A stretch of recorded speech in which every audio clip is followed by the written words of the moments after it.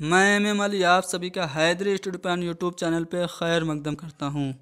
T state सन 2017 उर्दू के paper 2 में पूछे गए सवालात को आज हम लोग हल करेंगे, जिससे आप लोगों को ये अंदाज़ा हो जाएगा कि टी स्टेट में उर्दू के कैसे सवाल पूछे जाते हैं। आप वीडियो को लाइक करें, शेयर करें और हैदरी स्टडी पॉइंट को ज़रूर सब्सक्राइब करें।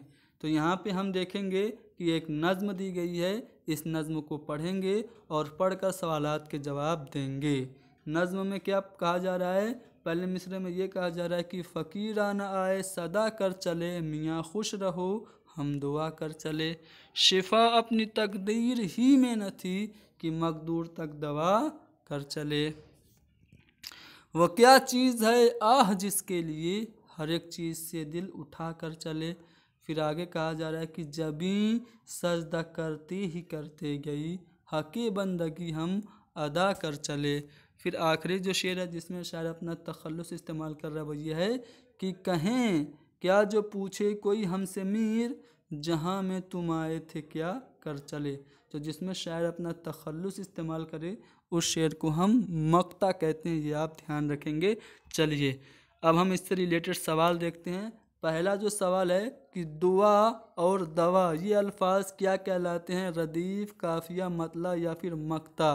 तो अगर आप देखेंगे तो नज़्म में ये दुआ है, फिर उसी के जैसा प्रोनाउंसिएशन होता हुआ दूसरा लफ्ज़ आया है अगले शेर में दुआ। फिर उसके बाद आया है उठा, उसके बाद आया है अदा, ठीक है, उसके बाद आया है क्या। तो ये सभी जो अल्फाज हैं ये क्या हैं?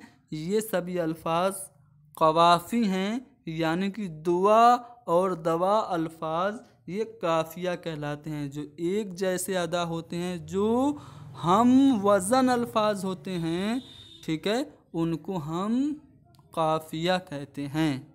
अगला सवाल है कि शायर की तकदीर में क्या नहीं था? दवा, दुआ, शिफा या फिर अदा।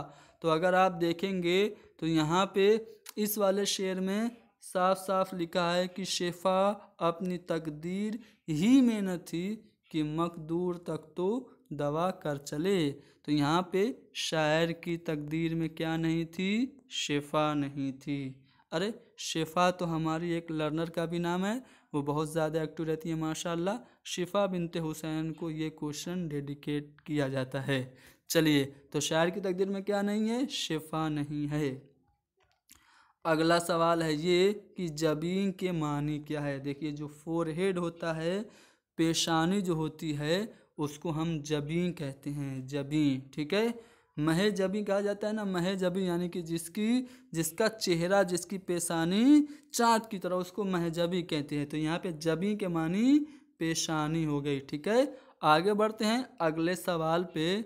मीर ने कैसा मिजाज पाया है? अगर आप नज़्म को पढ़ेंगे तो आपको साफ साफ पहले ही मिसरे में देखने को मिलेगा कि फ़कीराना आए सदा कर चले। तो फ़कीराना कौन आया? शायर आया, और शायर इस नज़्म का कौन है? मीर है। तो आपसे सवाल पूछा जा रहा है कि मीर ने कैसा मिजाज पाया? तो फ़कीराना मिजाज मीर ने पाया था। अगला सवाल कि शायर ने हक़े बंदगी किस तरह अदा किया? तो अगर आप देखेंगे तो हक़े बंदगी हम अदा कर चले, कैसे? जबी सजदा करते ही करते गई, यानी कि शायर ने हक़े बंदगी अदा कैसे किया? सजदा करते हुए हक़े बंदगी शायर ने अदा किया। आखिरी सवाल है कि जहाँ में तुम आए थे क्या कर चले। इस शेर का मिसरा जो है वो क्या है? देखिए यहाँ पे ये शेर में पहले आपको दिखा दूँ। कहें क्या जो पूछे कोई हमसे मीर, जहाँ में तुम आए थे क्या कर चले। तो यहाँ पे आप देखेंगे तो मीर ये तखल्लुस है। तखल्लुस वो कलमी नाम होता है जो शायर अपनी नज़्म या गज़ल के आखिरी शेर में इस्तेमाल करता है, और जिस शेर में शायर तखल्लुस इस्तेमाल करता है उस शेर को हम क्या कहते हैं? मक्ता कहते हैं। तो ये जो है ये क्या है? मक्ता है। तो आपका ऑप्शन मक्ता चौथा वाला है, ठीक है। तो ये जो मिसरा है वो मक्ता का है। अच्छा मतला क्या होता है? गज़ल का जो पहला शेर होता है उसको हम मतला कहते हैं। जैसे ये नज़्म है, इसका मतला कौन सा होगा? ये होगा। ठीक है। फ़कीराना आए सदा कर चले, मियाँ खुश रहो हम दुआ कर चले। ये क्या है? मतला है। अगर हुस्ने मतला पूछा जाए क्या होता है, तो हुस्ने मतला जो होता है वो गज़ल का दूसरा शेर भी अगर हम काफ़ी और हम रदीफ़ हो तो उसको भी हम क्या कहेंगे? हुस्ने मतला कहेंगे, ठीक है। मान लीजिए अगर यहाँ पे कोई ऐसा लफ्ज़ होता जो दवा के हम वज़न होता और फिर उसके बाद कर चले होता, यानी कि ये शेर भी अगर हम काफ़िया और हम रदीफ़ होता तो इसको हम हुस्ने मतला कह सकते थे, लेकिन ऐसा नहीं है, ठीक है। हुस्ने मतला गज़ल का दूसरा शेर होता है जो कि जिसका दोनों मिसरा हम काफ़ी और हम रदीफ़ होता है। अच्छा, शाह बैत क्या होता है? ऑप्शन में शाह बैत भी है। तो शाह बैत जो गज़ल का सबसे अच्छा शेर होता है उसको शाह बैत या फिर बैतुल गज़ल कहते हैं। तो ये एक नज़्म, इससे रिलेटेड 6 सवाल हमने हल किए। चलिए आगे बढ़ते हैं। अब यहाँ पे एक आपको नस्र दी गई है, इससे मुताल्लिक सवालों को हमें हल करना है। ये क्या हम इसको पूरा पढ़ें? जी नहीं, हम इसको पूरा पढ़ेंगे नहीं, पहले सवाल देखेंगे और सवाल की मुनासिबत से अगर हमें ज़रूरत पड़ी तो हम आपको पैसेज में दिखा देंगे कि इसका जवाब कहाँ से मैं बता रहा हूँ। चलिए, दबिस्तान दिल्ली के एक शायर का नाम देखिए। यहाँ पे दबिस्तान दिल्ली की बात हो रही है, तो दबिस्तान दिल्ली की जब कभी भी बात होगी तो आपको मीर तकी मीर, मोमिन खां मोमिन, ख्वाजा मीर दर्द, ठीक है, मिर्ज़ा गालिब, ये सब आपके दबिस्तान दिल्ली से ताल्लुक़ रखने वाले शायर हैं। लेकिन नासिख, दबीर और आतिश ये सब दबिस्तान लखनऊ से ताल्लुक़ रखते हैं। तो ये सब तो हमारे ऑप्शन गलत हो जाएंगे। दबिस्तान दिल्ली का एक शायर जो होगा वो मोमिन होगा। अगला सवाल कि दबिस्तान दिल्ली में इस बात का उन्सुर ज़्यादा है, दबिस्तान दिल्ली में क्या दाखिलियत का उन्सुर ज़्यादा है, खारजियत का, या फिर हसीयत का, या फिर मानवियत का? तो इसका जवाब अगर आप ढूंढें तो यहाँ पे आपको आखिरी लाइन में मिल जाएगा कि इस दबिस्तान के शायरी में दाखिलियत का उन्सुर ज़्यादा। इस यानी कि किस? दबिस्तान दिल्ली के। तो दबिस्तान दिल्ली में आपको दाखिलियत का उन्सुर ज़्यादा नज़र आता है।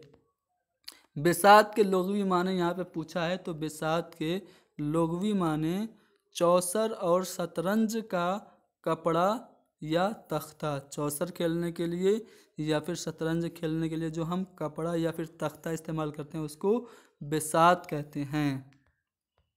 चलिए आगे बढ़ते हैं। फिर क्वेश्चन नंबर 40 है, इसमें क्या पूछा जा रहा है कि दबिस्तान दिल्ली की शायरी मानवी हैसियत से इन बुनियादों पर खड़ी है। दबिस्तान दिल्ली की शायरी मानवी हैसियत से किन बुनियादों पर खड़ी है? क्या इंसानी ज़िंदगी के साथ देरपा कायम नहीं करने वाली है, या फिर इंसानी ज़िंदगी के साथ हमेशा वाबस्ता और कायम रहने वाली है, या फिर गदर के हालात पर ही कायम रहने वाली है, या फिर वक्त और हालात के साथ बदलने वाली है? अगर मैं इसका जवाब आपको दिखाऊं तो यहाँ पे आपको पैसेज पढ़ना पड़ेगा, ठीक है। ये पैसेज आपको पढ़ना पड़ेगा, ठीक है। जब आप ये पैसेज पढ़ेंगे तो तब आपको जवाब मिलेगा। देखिए यहाँ से मैं पढ़ रहा हूँ। शायरी अपनी मसनूई हैसियत से ऐसी बुनियादों पर खड़ी है जो इंसानी ज़िंदगी के साथ हमेशा वाबस्ता और कायम रहने वाली है। तो दबिस्तान दिल्ली की शायरी मानवी हैसियत से कैसे बुनियादों पर खड़ी है? जो इंसानी ज़िंदगी के साथ हमेशा वाबस्ता और कायम रहने वाली है, यानी कि दूसरा वाला ऑप्शन हमारा करेक्ट होगा। अच्छा, गदर के हालात और दिल्ली का ज़माना किस सिन्फ के लिए मौजू था? तो गज़ल के लिए मौजू था। आप कहेंगे जवाब आपने कहाँ से बताया? मैंने यहाँ से बताया। अब अगर आप देखें तो दिल्ली का ज़माना, दिल्ली का उस ज़माने का माहौल तगज़्ज़ुल के लिए बेहद मौजू था। तगज़्ज़ुल यानी कि गज़ल के लिए बेहद मौजू था। तो हमारा जवाब आपका जो होगा वो गज़ल होगा। अच्छा, अगला सवाल है कि दबिस्तान दिल्ली से वाबस्ता शोरा के कलाम में हर्फ ब हर्फ कैसी कैफियत मिलती है? दर्दमंदाना कैफियत, या फिर रोब और दबदबा वाली कैफियत, दर्दमंदाना कैफियत, या फिर गनाई कैफियत? तो अगर आप देखेंगे तो यहाँ पे आपको हर्फ ब हर्फ दर्दमंदाना कैफियत मौजूद है, यानी कि दबिस्तान दिल्ली के शोरा के कलाम में हर्फ ब हर्फ दर्दमंदाना कैफियत मिलती है। तीसरा वाला ऑप्शन हमारा करेक्ट होगा। ठीक है, अब हम यहाँ से अगले क्वेश्चन को देखते हैं। यहाँ पे आपको सही जोड़ा की निशानदेही करना है। ठीक है, डॉक्टर जाकिर हुसैन के साथ है 14 कहानियाँ, शौकत थानवी के साथ है चिराग तले। क्या ये सही है? जी नहीं, बिल्कुल गलत है, क्योंकि शौकत थानवी की जो किताब है वो मौजे तबस्सुम है।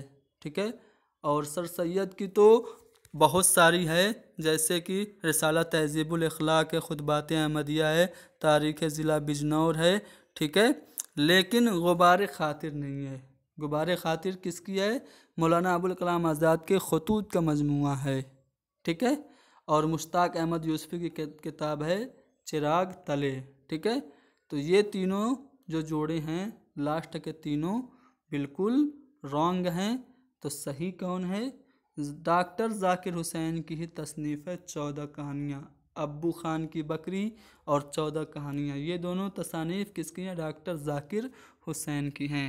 अच्छा, खून का रंग, इसके गीतकार कौन हैं भाई? अख्तर शिरानी हैं, मीरा जी हैं, हफीज़ जालंधरी हैं, या फिर बेकल उत्साही हैं? इसका जवाब आपको कमेंट में लिखना है।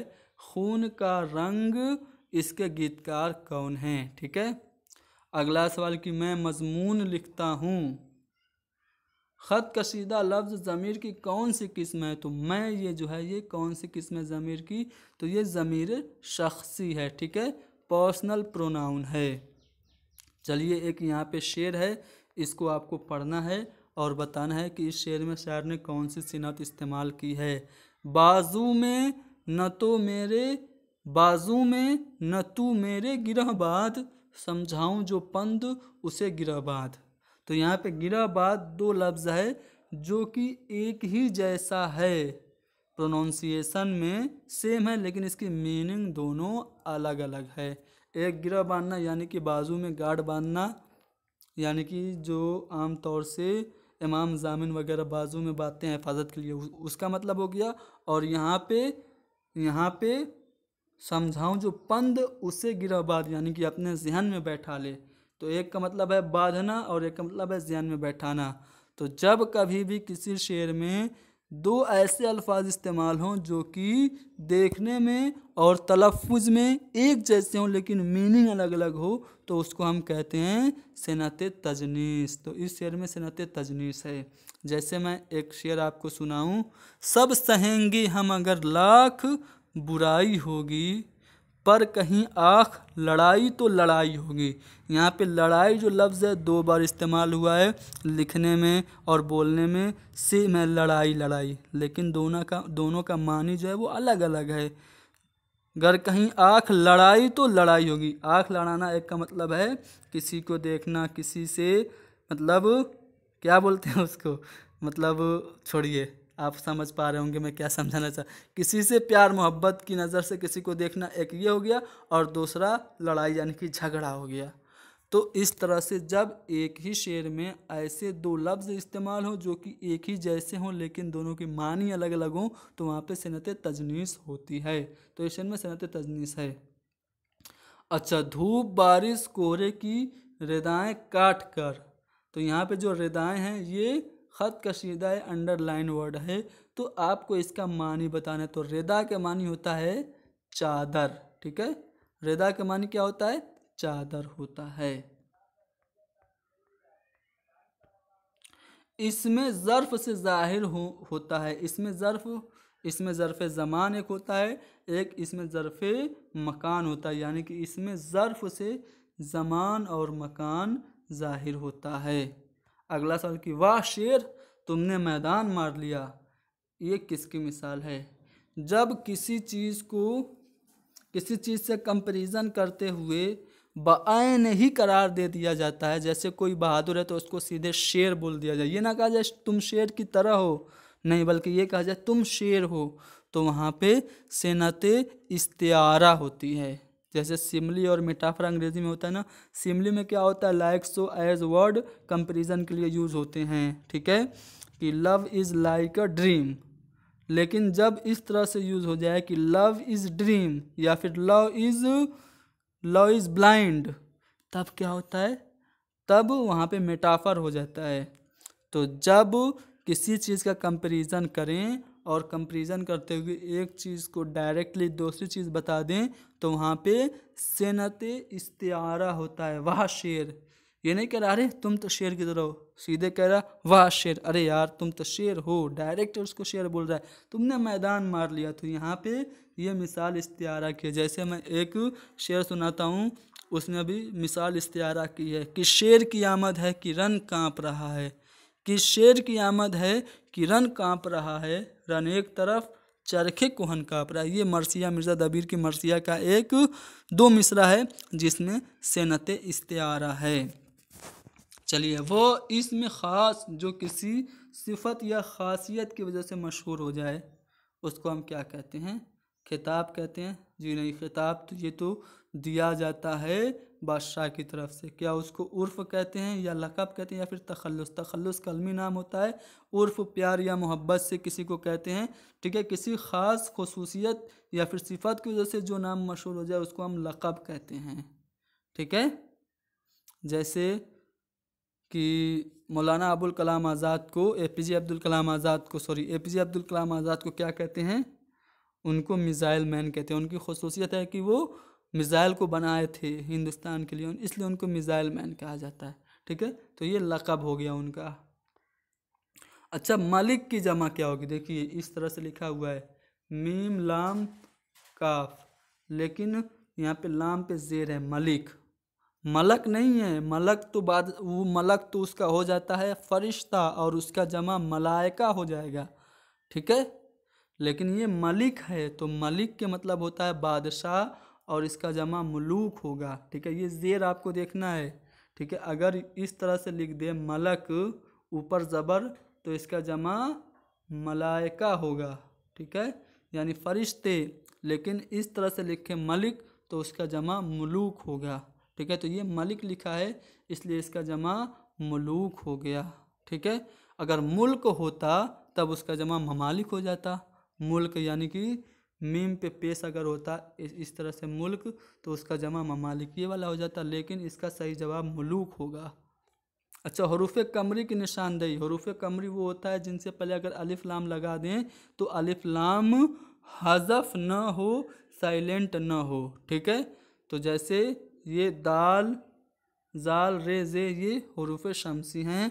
ठीक है, सीन शीन और फिर साद राद ये भी हरूफ शमसी हैं। तो जो लाम और नून ये भी हरूफ शमसी हैं, लेकिन अलिफ बे जीम और है ये हरूफ कमरी हैं। जब आप लिखेंगे अल जबल इस तरह से लिखेंगे तो अलिफ लाम जाहिर होगा, अल जबल। अजबल तो इसको नहीं पढ़ेंगे ना, लेकिन जब सीन की बात करें तो अशम्स जब आप लिखेंगे तो अल शम्स इसको नहीं पढ़ेंगे, अशम्स पढ़ेंगे। दाल की मिसाल मैं दे दूं, ऐसे अल दाई इसको नहीं पढ़ते हैं बल्कि अद दाई पढ़ते हैं। ठीक है, वज़ुहा, वज़ुहा ये इस तरह से होता है। तो जब ये जाल आती है तो जो आता है तो इसको हम क्या कहते हैं? ज़ाद आता है, सॉरी वज़ुहा में ज़ाद होता है ना, तो ज़ाद से पहले जब अलिफ लाम होता है तो उसको हम हज़फ कर देते थे। जब अलिफ लाम हज़फ हो जाए तो वो हरूफ शमसी होते हैं, जब अलिफ लाम ज़ाहिर हो तो वो हम क्या कहते हैं? उसको हम हरूफ कमरी कहते हैं। तो अलिफ बे जीम और है ये हरूफ कमरी हैं। क्वेश्चन नंबर 53, इसमें क्या पूछा जा रहा है? पैरों तले रौदना, इसके मानी क्या है? पैरों से कुचलना या फिर पैरों पर चलना या फिर दौड़ना या फिर रेंगना। तो पैरों तले रौदना इसके मानी सिंपली बहुत आसान है, पैरों से कुचलना। अय खुदा सुनो, हरफ फजाइया की ये कौन सी सूरत है? तहसीन है, आफरीन है, निदाइया या फिर इस्तेजाबिया है? तहसीन जिसमें शाबाशी हो, आफरीन में भी शाबाशी होता है, इस्तेजाबिया में बहुत तअज्जुब होता है। ठीक है, लेकिन निदाइया में जब किसी को आवाज़ लगाई जाती है। तो अय खुदा सुनो, खुदा को क्या कर रहा है? बुला रहा है, निदा दे रहा है। तो ये हरूफ फजाइया की निदाइया सूरत है। अय खुदा सुनो ये निदाइया है। लम्सी इशारे, लम्स मतलब होता है छूना, टच करना। तो बताइए इन चारों ऑप्शन में किस में आपका टच करना पड़ेगा इशारा करने के लिए? ताली बजाएंगे तो दूसरे वाले को टच करना पड़ेगा, चुटकी बजाएंगे तो टच करना पड़ेगा, कोहनी मारेंगे तो टच करना पड़ेगा, या फिर सीटी बजाएंगे तो टच करना पड़ेगा।